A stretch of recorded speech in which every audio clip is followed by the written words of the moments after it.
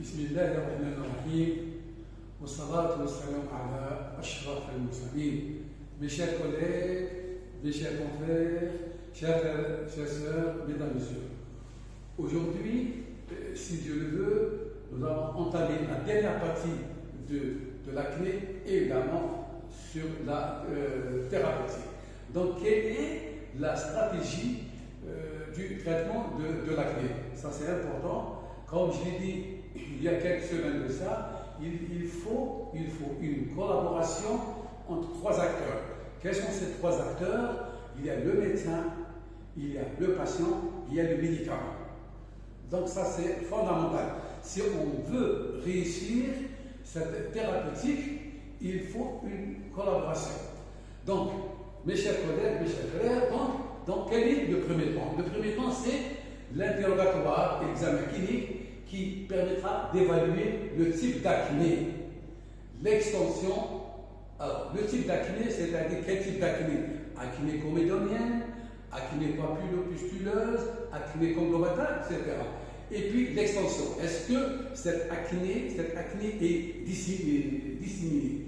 Et puis éventuellement la présence de facteurs de risque éventuels, comme par exemple l'utilisation de certains médicaments comme la corticothérapie ou bien comme des antituberculeux qui peuvent bien sûr induire l'acné. Et enfin, connaître les traitements antérieurs reçus, leur efficacité et leur tolérance.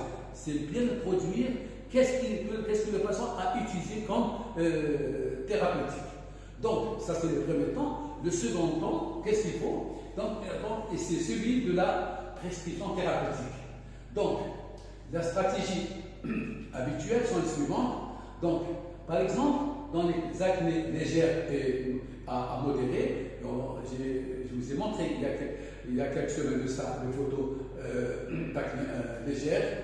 Donc, uniquement, là, c'est le traitement local et justifié. Il faut bien expliquer aux patients, c'est pas méchant, mais un traitement local bien conduit peut donner des résultats.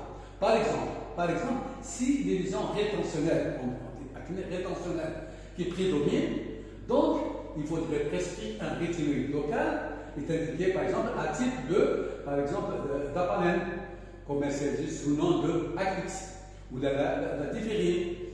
Donc c'est des médicaments qui ont montré leur efficacité dans l'acné rétentionnelle. Dans les acnés minimes de type inflammatoire, c'est l'indication d'un antibiotique local associé bien sûr au peroxyde de benzone. Et dans les acnés plus graves, parce que l'acné est affichante, cette affection, donc d'abord il y a un nombre élevé de lésions sur le visage, une extension au niveau du tronc, résistant aux traitements locaux, que le patient ou la patiente a utilisé un traitement par voie générale par cycline, associé à un traitement local par le peroxyde ou le rétinoïde, et donc, dissimulation du phénomène acnéique, donc il est obligatoire de traiter et le traitement antibiotique par voie générale et un traitement local. Et là, dans ce cas, les antibiotiques locaux doivent être évités.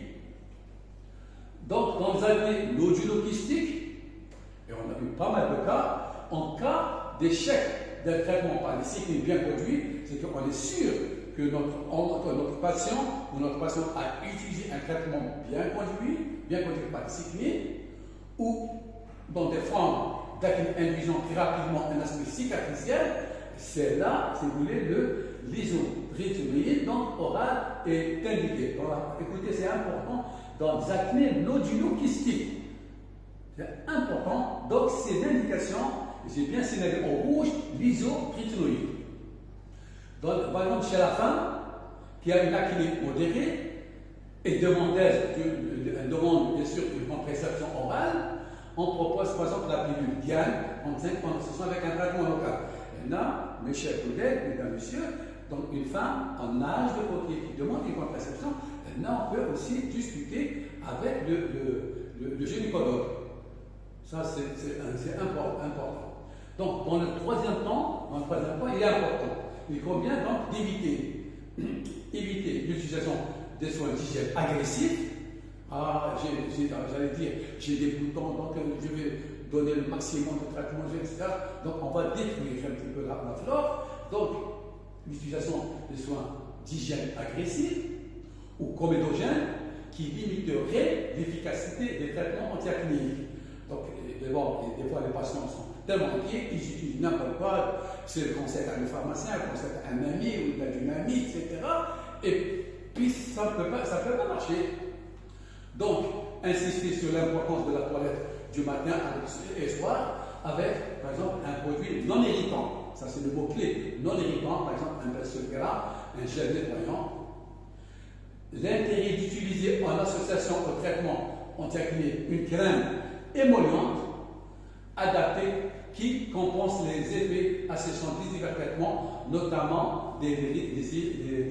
Évidemment, c'est les rétinoïdes qui peuvent donner vraiment ce type d'effets secondaires.